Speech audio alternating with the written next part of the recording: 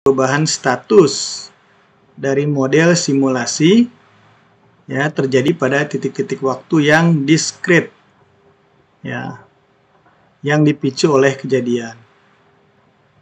Ada yang nulisnya pakai E, diskrit itu, ada yang pakai I ya, diskrit ya. Sama lah kayak konkret. Tapi kayaknya yang betul pakai E ya. Oke. Jadi kalau teman-teman lihat untuk di case BPJS kemarin tuh, simulasi antrian di BPJS atau mau di kantor-kantor pelayanan publik ya, di teller bank gitu ya. Nah, itu adalah contoh dari simulasi kejadian diskrit ya. Nah, di sini dari penjelasannya berarti apa? Perubahan status dari model simulasinya ya, sistem state-nya terjadi pada titik-titik waktu yang diskrit atau terpisah ya. Dari yang case BPJS, teman-teman ya. Kira-kira jenis kejadian apa tuh yang memicu perubahan status dari modelnya? Kedatangan nasabah, kedatangan pelanggan ya. Itu adalah contoh kejadian ya. Nah, kejadian ini yang memicu terjadinya perubahan status dari si model simulasi tadi. Ya, sistem state-nya berubah. Ya. Nah, jadi yang merubah status dari model itu bukan waktu, ya enggak? Yang merubah itu adalah event atau kejadian. Makanya disebut simulasi kejadian diskrit. Jadi simulasi ya, di mana perubahan sistemnya terjadi pada waktu yang bersifat diskrit dipicu oleh kejadian, gitu ya. Nah, di sini contoh kejadian ya, teman-teman. Kalau di sistem antrian yang kita jadikan case pertama ini di Pro model ini ya. Tadi bisa kedatangan pelanggan ya pada antrian, kepergian pelanggan ya. Nah, sebenarnya menunggu itu ya sebenarnya adalah kejadian dampak ya, efek dari apa? Misalnya ada pelanggan yang sedang dilayani sehingga si pelanggan berikutnya dia harus menunggu gitu ya. Nah, jadi kejadian dari pelanggan yang dilayani, menunggu itu semua adalah kejadian-kejadian yang membentuk atau menentukan status dari si sistemnya ya. Kedatangan atau misalnya apalagi kejadian untuk yang di sistem antrian kemarin ya. Misalnya operatornya ya. Nah, operatornya misalnya memulai pelayanan, itu kejadian. Ya enggak? Itu kan merubah sistem. Yang tadinya misalnya pelayanan berhenti ya, atau misalnya idle gitu ya. Nah, ketika mulai beroperasi atau bekerja lagi si operatornya, berarti sistem berjalan lagi, ya enggak? Gitu. Karena adanya kejadian si operatornya memulai pelayanan atau dia berhenti ya, dia istirahat dulu. Berarti kan idle tuh. Jadi operatornya istirahat, idle, itu pun adalah sebuah kejadian ya, teman-teman ya. Atau misalnya apalagi? Kejadian komputernya atau sistemnya down gitu ya, error nih komputernya untuk yang melayani nasabah ya atau pengguna. Nah, itu pun adalah kejadiannya. Nah, di sini untuk yang kaitan sama kalau sistemnya adalah maintenance, di situ kan kerusakan mesin, beroperasinya mesin itu adalah kejadian. Atau kalau secara keseluruhan ini ada dalam satu sistem ya, kita bisa sebutkan sebagai kejadian ya. Yang penting apa? Dia merubah status dari sistem ya. Nah, kayak misalnya sistem parkir kendaraan. Kalau kita lihat kantor BPJS ada sistem parkir kendaraannya ya, tapi itu tidak merubah sistem yang terkait dengan sistem antriannya. Berarti dia sistem yang terpisah ya. Jadi ada kumpulan sistem di dalam kantor BPJS itu ya. Nah, ada yang terpengaruh, ada yang tidak terpengaruh ya. Jadi perubahan variabel status dalam simulasi kejadian diskrit ya dengan kontinu ini ya ada perbedaan ya teman-teman. Perubahan dari si variabel statusnya. Variabel statusnya bisa dalam bentuk apa saja. Ya tadi misalnya jumlah antrian tadi ya. Atau rata-rata waktu tunggu, ya nggak? Kalau di sistem antrian itu ada variabel status. Oke. Jadi jumlah antrian dipengaruhi oleh apa? Oleh kedatangan nasabah, ya nggak? Dipengaruhi nggak jumlah antrian? Dipengaruhi juga oleh kepergian dari nasabah atau pengguna, ya nggak? Dipengaruhi juga oleh apa? Oleh jumlah atau jumlah nasabah yang sedang dilayani, ya itu pun berpengaruh. Atau kondisi si operator kan itu semua berubah tuh, ya. Si variabel status misalnya tadi saya bilang contoh variabel status adalah jumlah antrian ya, rata-rata waktu tunggu atau rata-rata waktu di dalam sistem ya bagi setiap pelanggan itu berubah semua tuh. Ya, tetapi yang memicu perubahannya untuk yang simulasi kejadian diskrit adalah kejadian ya yang memicunya itu perubahannya ya.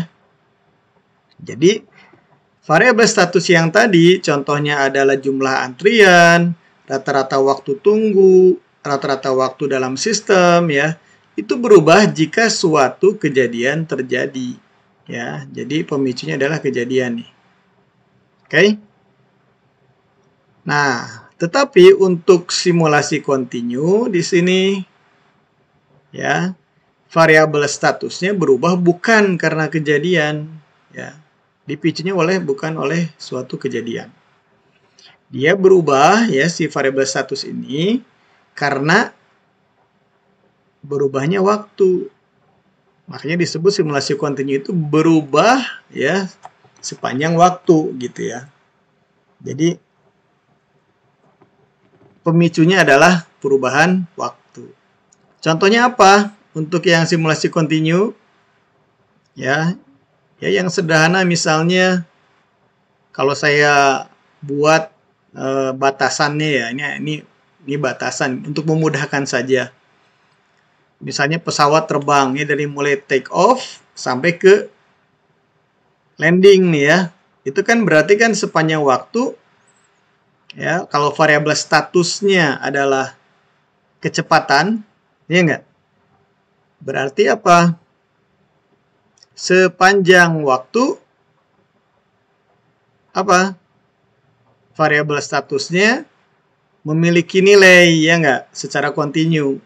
Nilai dan dia berubahnya sepanjang waktu si kecepatan terbangnya pesawat. Atau misalnya teman-teman naik motor ya, naik mobil. Ya, dengan asumsi, ada asumsi tidak berhenti, ya nggak? Kalau teman-teman naik motornya berhenti, nah selesai berarti sistem kontinunya ya.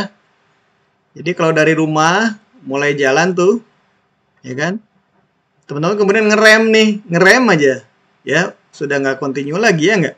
Namanya kontinu kan harus berlanjut terus, gitu. Ketika Anda berhenti, berarti selesai sistem kontinunya. Atau apa? Yang sederhana misalnya sistem temperatur ya di rumah atau di kantor ya.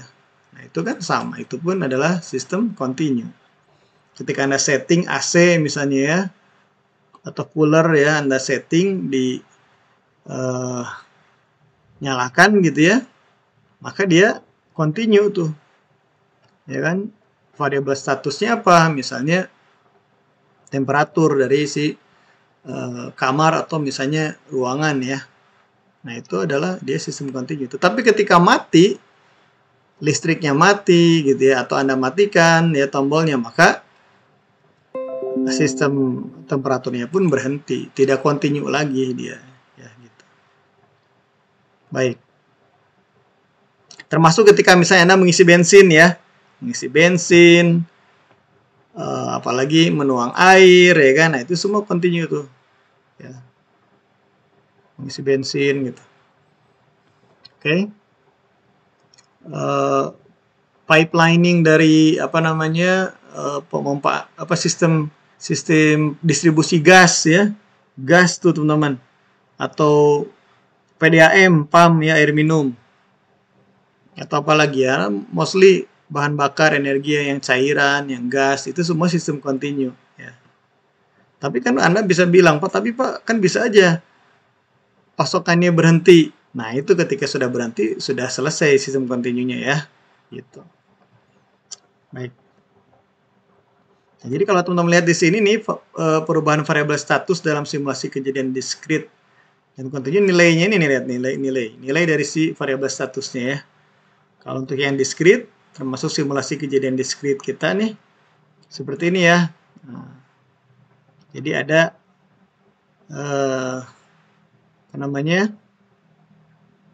sepanjang waktu ini dia bisa jadi ada yang tidak ada nilainya gitu ya.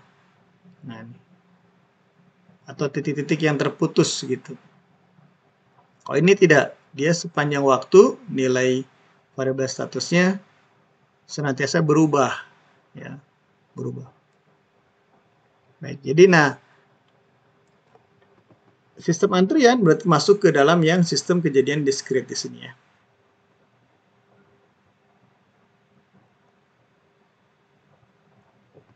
Nah, kalau teman-teman yang sudah belajar kalkulus ya, kita bisa mendefinisikan perubahan dari variabel status ya dalam simulasi kontinu itu dengan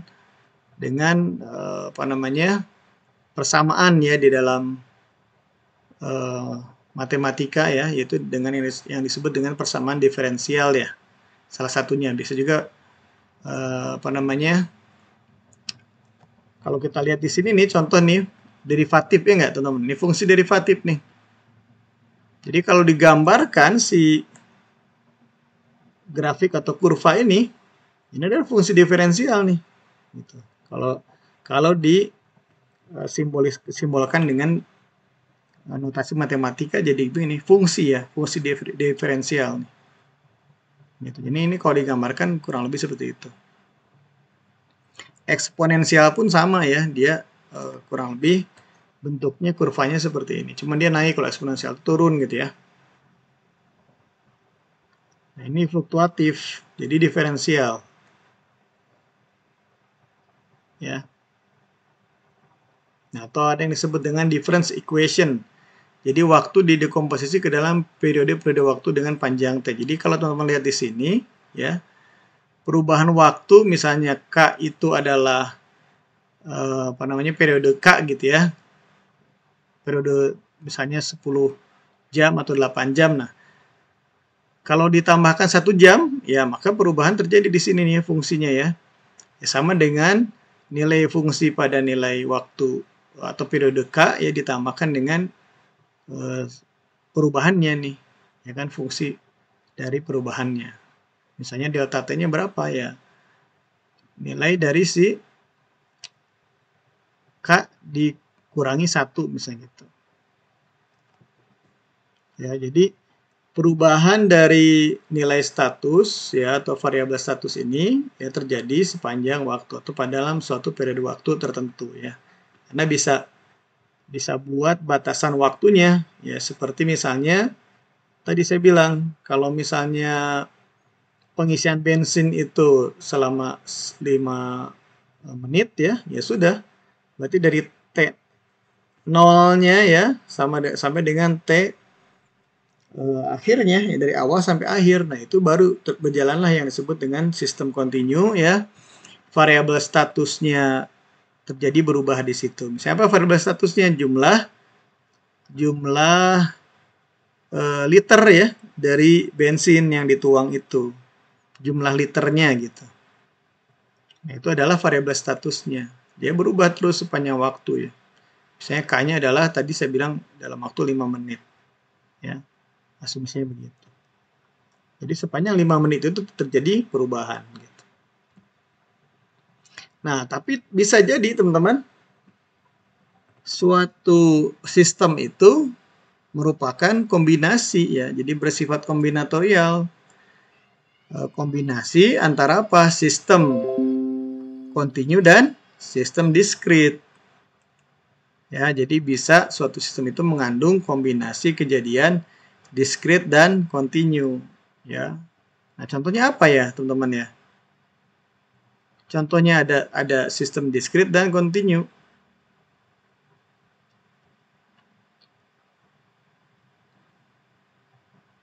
Apa ya? Sistem yang di dalamnya ada variabel statusnya berubah karena waktu, ada yang karena dipicu oleh kejadian gitu. Contohnya apa ya, teman-teman? Pernah dulu kita bahas di pemodelan sistem sebenarnya ya untuk contohnya. Nah, ini bisa terjadi ya perubahan variabel status ya. Itu memungkinkan ya bersifat diskrit dan juga kontinu ya. Di sini ada penjelasannya dengan kemungkinan 4 interaksi dasar. Jadi ada 4 interaksi antara si variabel status dengan waktu dan juga dengan kejadian. Contohnya apa, teman-teman, untuk yang kombinasi diskrit dan kontinu? Masih ingat nggak contoh yang dulu saya buat tentang crane? Crane yang lengan robotik gitu ya, misalnya, atau bisa jadi dioperasikan oleh mesin ya, oleh manusia gitu.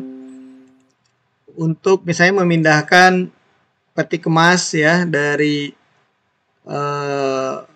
pelabuhan ya, tempat misalnya penyimpanan peti kemas ya, itu dipindah ke kontainer gitu ya, atau atau penurunan dari kapal misalnya ke pelabuhan pas bongkar muat gitu ya, ya enggak?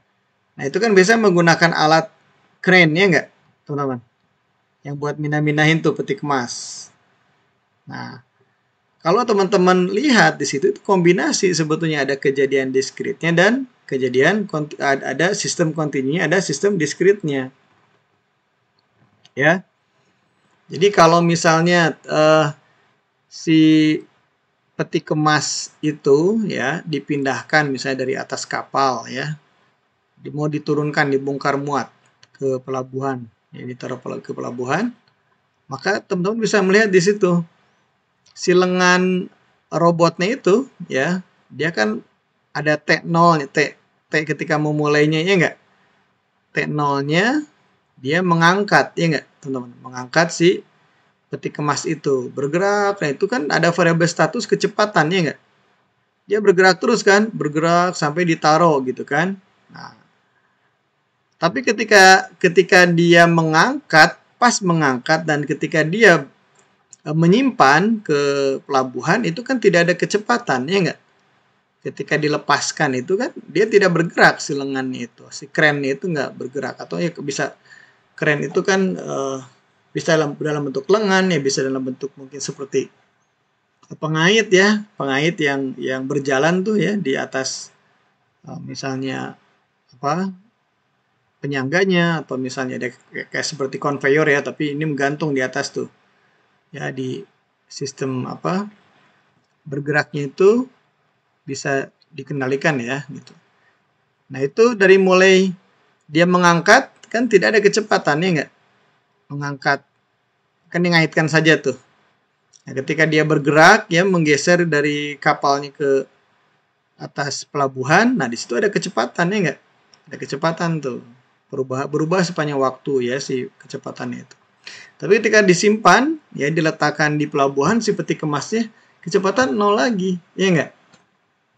Nah, jadi kontinunya ketika ketika dari mengangkat sampai kepada melepaskan, nah itu kontinu ya. Diskritnya di mana? Diskritnya adalah ketika dia apa? Berhenti tadi ya, berhenti ketika mau mengangkat, itu kan diskrit tuh, ya enggak? Tidak ada kecepatan kan? Kemudian ketika menaruh pun, disimpan, diletakkan, itu pun adalah berhenti, itu diskrit, ya enggak? Jadi variabel statusnya di situ apa namanya tidak berubah ya, si kecepatannya tidak berubah di situ, gitu. Jadi kalau kita lihat berulang-ulang terjadi ya enggak? Dia peti kemas yang pertama diangkat ya, kemudian berjalan. Pas berjalan sistem continue ya. Kemudian diletakkan, ya kan?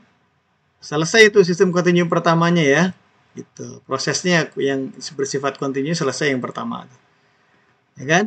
Ketika dia bergerak lagi buat ngambil lagi yang baru ya, peti kemas yang kedua. Nah, sistem continue kedua berjalan gitu ya.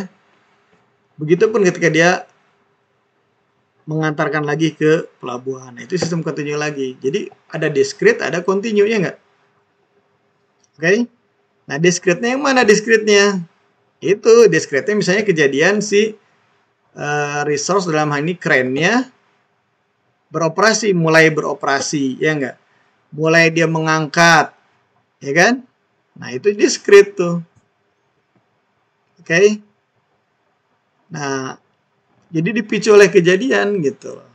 Kejadian apa tuh? Kedatangan peti kemas yang baru atau jadwal pengangkatan si peti kemas itu adalah sifatnya discrete.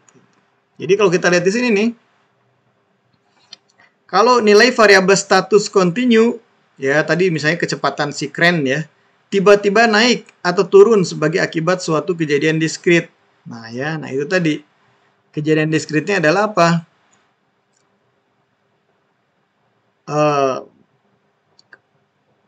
Harus diangkatnya si crane, peti kemas ya, atau kedatangan peti kemas. Nah, kedatangan peti kemas ini ya mengakibatkan apa? Si crane itu harus mengangkat gitu ya. Nah, atau yang tadi sedang berjalan dia berhenti harus ngangkat. Nah, dia jadi selesai continue-nya ya. Gitu. Karena ada kejadian diskrit apa? Kedatangan si peti kemas yang harus diangkat misalnya gitu. Ya. Atau bisa juga kalau yang sederhana tadi saya bilang ya, contohnya adalah teman-teman tadi ya sedang berjalan naik motor atau naik mobil, tiba-tiba ngerem. Ya enggak? Nah, kejadian ngerem itu adalah apa? Kejadian diskrit, ya enggak? Kejadian diskrit tuh. Oke? Yang tadinya sedang berjalan, tenang-tenang ada kecepatan gitu ya. Tiba-tiba ada ngerem. Selesai kan? Perjalanan, maksudnya sifat kontinunya selesai kan? Ya enggak? Karena tiba-tiba Anda ngerem gitu. Oke? Jadi kombinasi di situ ya, ada kejadian diskrit yang mengakibatkan sistem kontinunya berhenti itu. Tapi ketika Anda jalan lagi sistem kontinunya ya.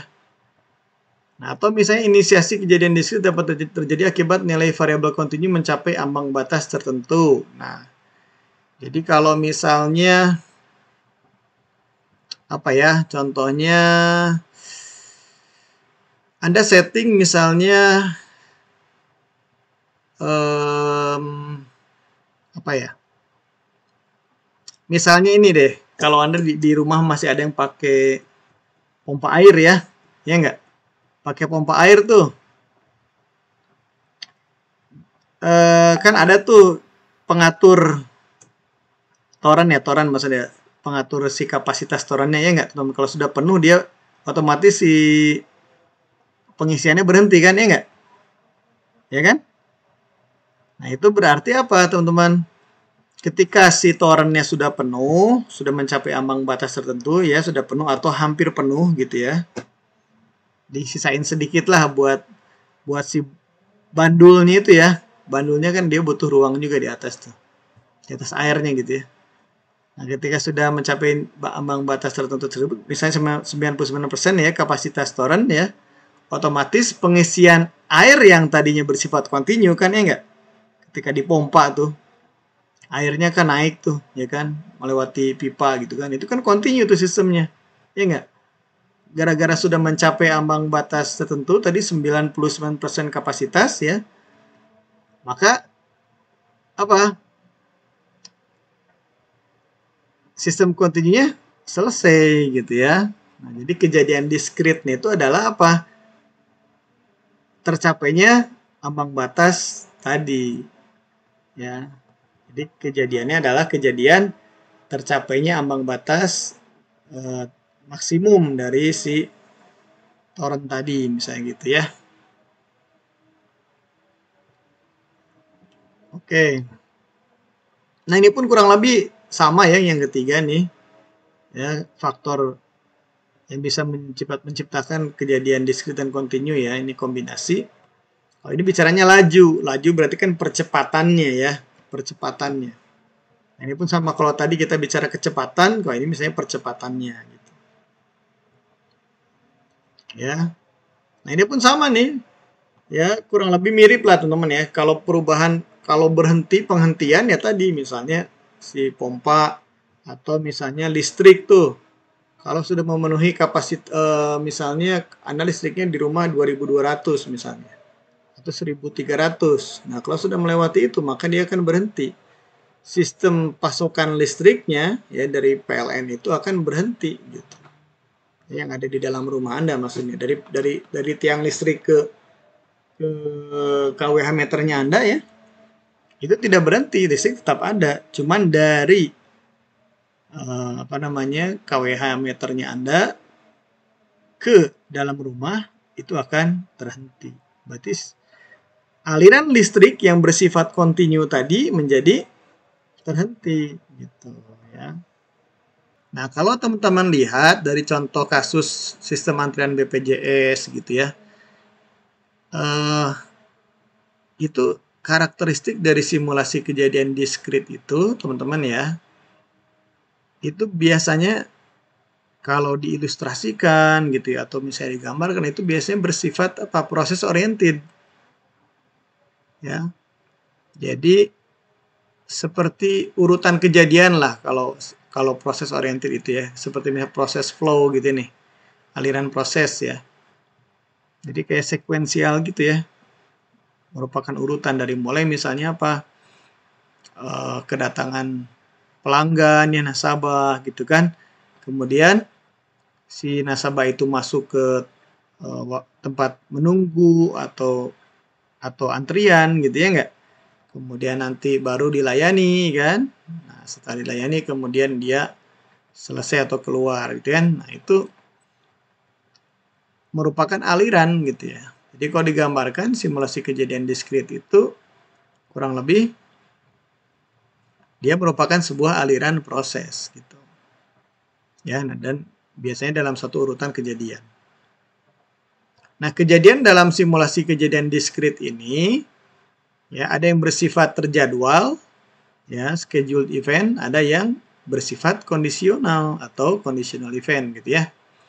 Kita lihat perbedaannya dan contohnya. Nah, kalau yang kejadian terjadwal di sini definisinya adalah kejadiannya itu sudah ditentukan sebelumnya. Oke, sudah ditentukan sebelumnya. Nah, sedangkan untuk yang kondisional berarti kan tidak ditentukan ya, lawannya gitu. Nah, contoh untuk di sistem antrian, kejadian kedatangan pelanggan atau nasabah ya, itu merupakan kejadian terjadwal ya. Terjadwal itu maksudnya apa? Itu dari mulai misalnya waktu bukanya waktu operasionalnya ya, di setting ya enggak, dari jam 8 sampai misalnya sampai jam 2 atau sampai jam 3 gitu ya. Nah, itu kejadian yang terjadwal ya. Kemudian apa? Bisa jadi Anda buatkan tiket antrian ya enggak? Tiket antrian Anda buat tuh gitu. Apalagi kalau sekarang ya, terutama di rumah sakit ya, rumah sakit swasta terutama, itu sudah ada. Anda harus daftar online ya enggak?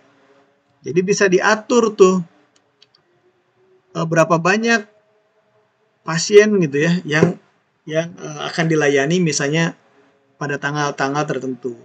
Ya, jadi kalau teman-teman lihat tuh ya enggak, bahkan sekarang pun sama tuh yang BPJS pun begitu.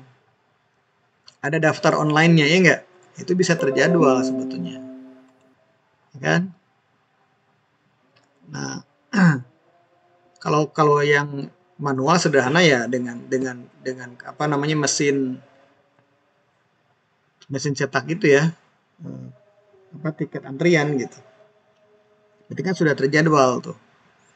Makanya dipanggil kan, nomor antrian sekian, ya kan, ke teller atau ke loket nomor sekian gitu kan. Nah, itu kan sudah terjadwal tuh. Ya kan? Baik.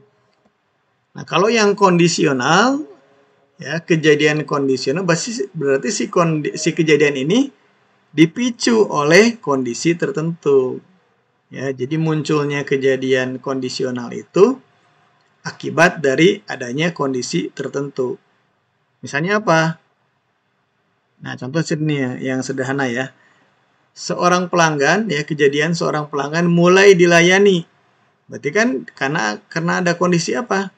Karena ada kejadian orang sebelumnya selesai dilayani ya. Nah, jadi kejadian yang dipicu oleh kondisi. Nah, kondisinya itu bisa dalam bentuk kejadian juga ya, gitu. Jadi pelanggan pertama atau nasabah pertama ya, karena sudah selesai dilayani, nah terciptalah kondisi apa? Loketnya tempat sedia yang sudah dilayani tadi kan jadi kosong ya enggak?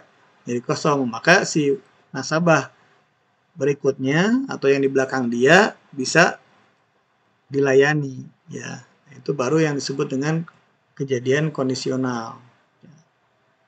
Jadi kejadian seorang pelanggan mulai dilayani itu dipicu oleh kondisi atau oleh kejadian pelanggan sebelumnya selesai dilayani gitu ya. Ini hanya kategorisasi saja ya teman-teman ya.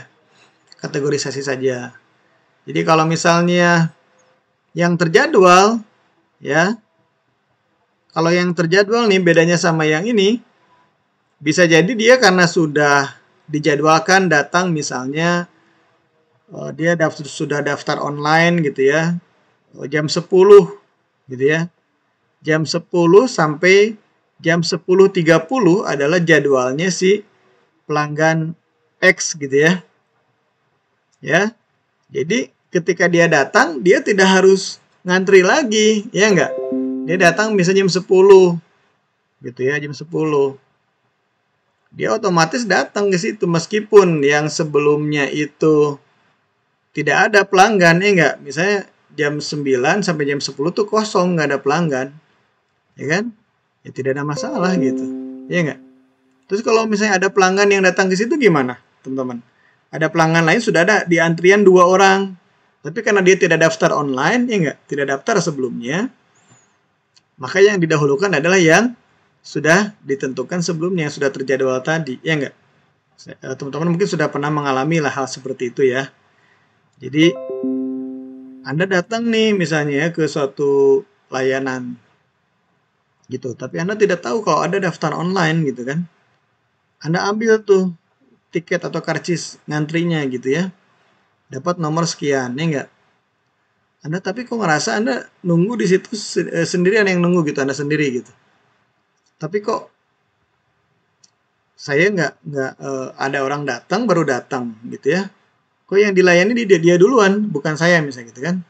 Nah, kenapa? Karena dia sudah daftar online gitu.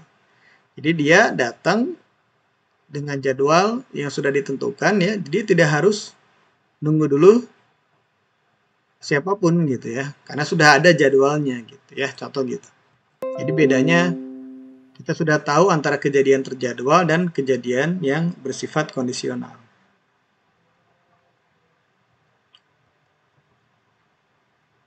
Ya. Nah, kalau teman-teman lihat ya, kejadian itu kalau disimulasi kejadian diskrit ya, itu akan memicu apa? Eksekusi dari logika yang berkaitan dengan kejadian ya. Jadi eksekusi itu dari logika bisa dalam bentuk logika komputer ya, bisa dalam bentuk ya kalau secara manual. Misalnya kalau kedatangan pelanggan ya logikanya gimana setelah pelanggan datang? Ya, maka dia akan logikanya adalah dia harus langsung masuk ke tempat pelayanan kan, logikanya gitu kan. Nah, kalau misalnya nggak ada gimana? Atau misalnya sedang penuh ininya, servernya, atau misalnya apa namanya teman-teman, meja pelayanannya gitu ya, atau loket pelayanannya penuh, atau sedang ada yang sedang dilayani, berarti dia harus menunggu. Nah, itu logika ya.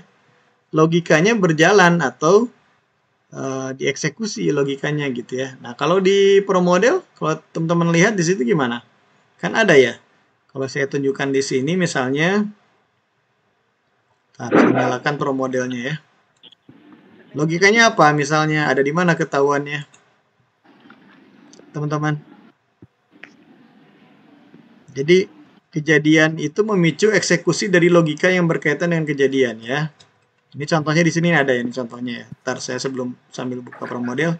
Contoh, jika suatu entitas membebaskan suatu sumber daya, variabel status dan statistik diperbarui, dan daftar tunggu diperiksa untuk memeriksa aktivitas apa yang akan diproses berikutnya. Ya, jadi kalau di sini case-nya adalah untuk kalau yang BPJS yang kondisi ke berapa? Kondisi ketiga ya, yang menggunakan operator.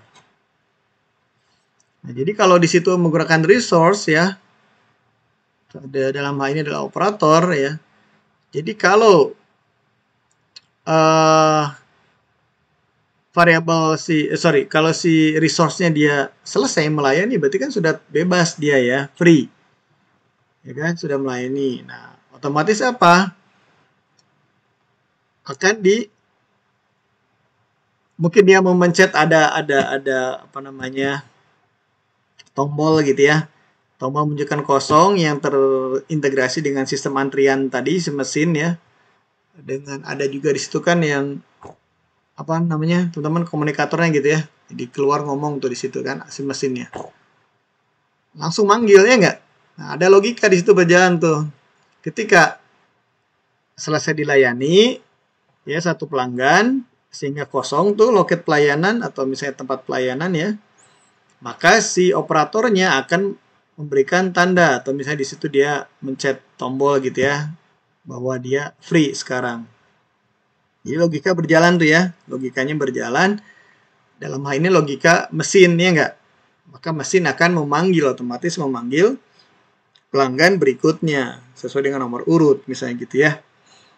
Akan ngomong tuh nomor antrian sekian ya kan ke loket yang dimaksud tadi gitu ya. Loket 3 misalnya gitu.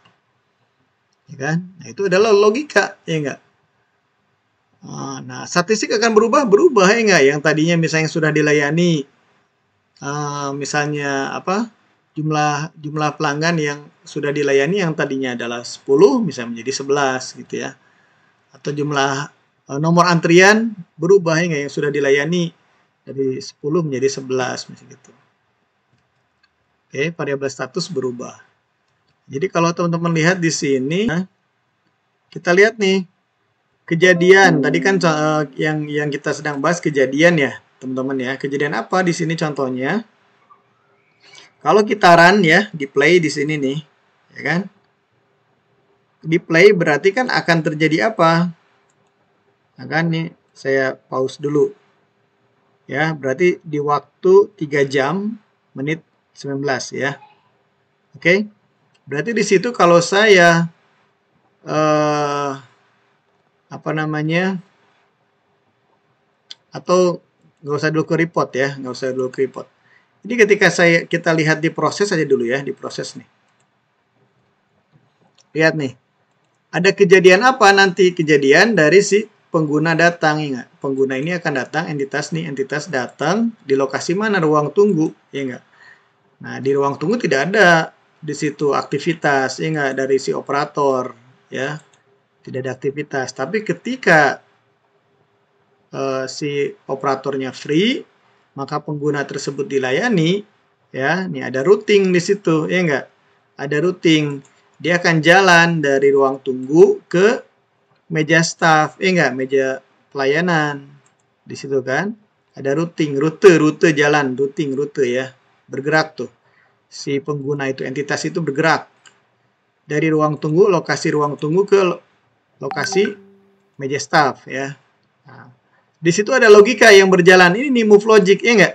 Logika move, logika pergerakan atau langkah, ya enggak? Apa di situ yang kita setting move-nya? Karena di sini komputer ya. Kalau orang kan kita nggak bisa settingnya berapa lama dia jalan. Tapi karena ini komputer, kita setting move for 50 second ya nggak? Berarti 50 detik waktu yang dibutuhkan ya buat si pengguna berjalan dari lokasi ruang tunggu ke meja staff gitu ya. Nah, artinya apa di situ, teman-teman? Betul ya, kita sudah buktikan bahwa kejadian itu mengeksekusi logika untuk pemrosesan si logika proses dari yang disebabkan oleh si kejadian tadi gitu ya. Jadi salah satunya adalah di sini move logic. Begitupun ketika si penggunanya duduk ya nggak ke meja pelayanan, maka ada logika lagi. Logika apa di situ? Logika si operatornya dia melayani kan. Nah, di situ pun sama gitu. Jadi mengeksekusi ya aktivitas atau proses ya gitu. Oke. Begitupun dengan arrival kejadian, misal kalau kita lihat di sini nih arrival ya. Nah, ya ini pun sama kejadian kedatangan gitu ya, arrival itu. Nah, dia akan memicu logika ya.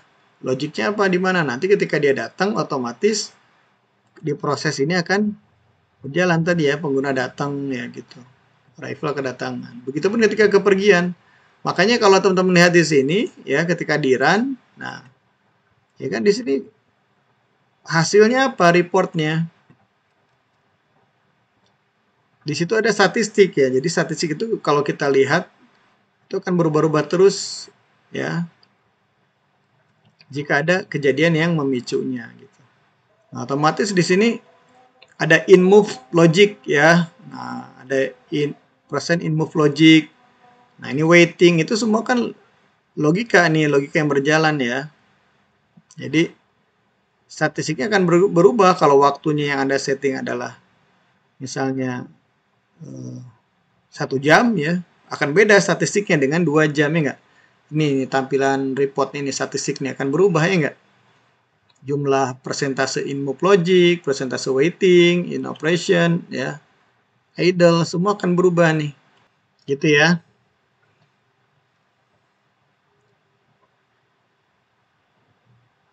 Ya, dan nanti logikanya berjalan terus ya sampai si nasabah atau pelanggan tadi selesai di proses ya di dalam sistem antrian tadi. Ya, jadi urutan prosesnya berjalan tuh ya enggak? Dari mulai dia datang, nanti ada logika apa tuh? Logika dia harus nunggu. Logika yang memproses dia supaya berada di ruang tunggu gitu ya. Ketika sudah kosong, dia logika untuk pelayanan jalan ya enggak? Kemudian ketika dia sudah selesai dilayani, logika apa tuh yang berjalan berikutnya? Adalah dia akan keluar misalnya gitu dari ruang pelayanan gitu ya. Nah, dalam sistem nyata kejadian-kejadian dapat terjadi bersamaan ya, bisa terjadi bersamaan. Ya, tapi dalam simulasi komputer kita melakukan penyederhanaan ya. Hanya ada satu aktivitas yang diproses pada suatu saat ya. Nah, diperlukan suatu metode atau aturan untuk menentukan kejadian yang terjadi pada saat yang bersamaan. Jadi kalau mungkin softwarenya ya yang lebih canggih bisa jadi ya ada banyak kejadian yang bisa diproses secara bersamaan ya. Tapi kalau untuk yang pembelajaran kita ya atau sistem software ya itu mostly kebanyakan dia mengikuti flow gitu ya. Jadi tidak ada yang simultaneous ya, tidak ada yang bersamaan gitu. Jadi sekuensial lah sifatnya. Oke.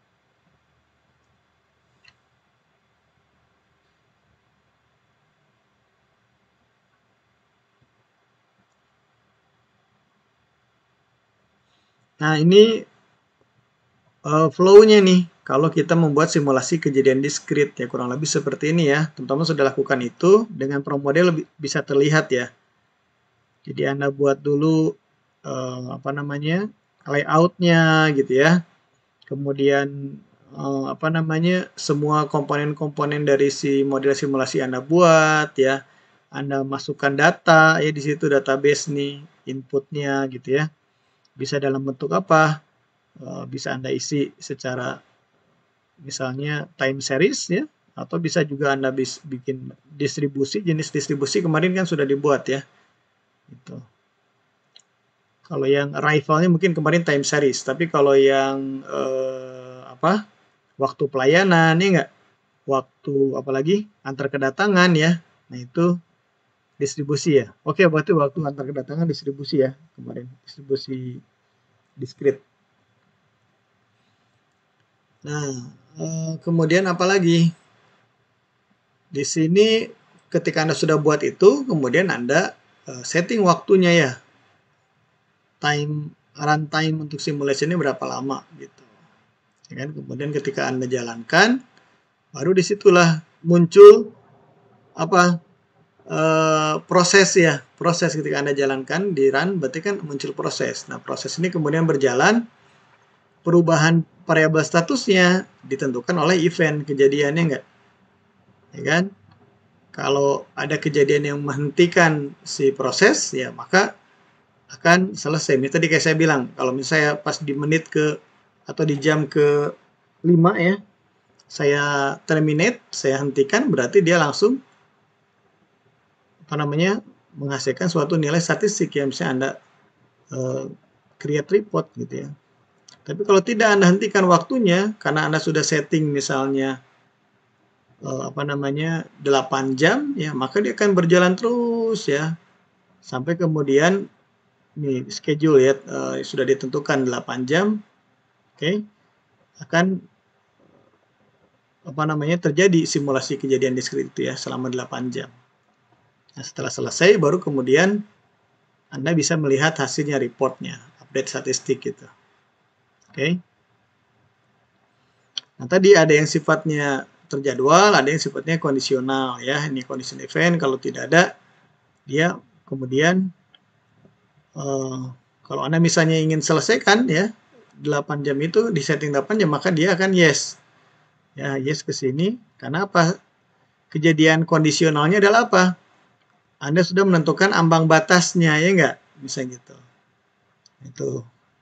Ketika sudah tercapai 100 ya enggak? Misalnya atau 8 jam ya 100 nasabah ya, atau dalam hal ini atau bisa Anda setting waktu 8 jam, itu berarti kan kondisional ya enggak? Nah, kalau sudah selesai kondisional tercapai yes, maka dia akan berhenti.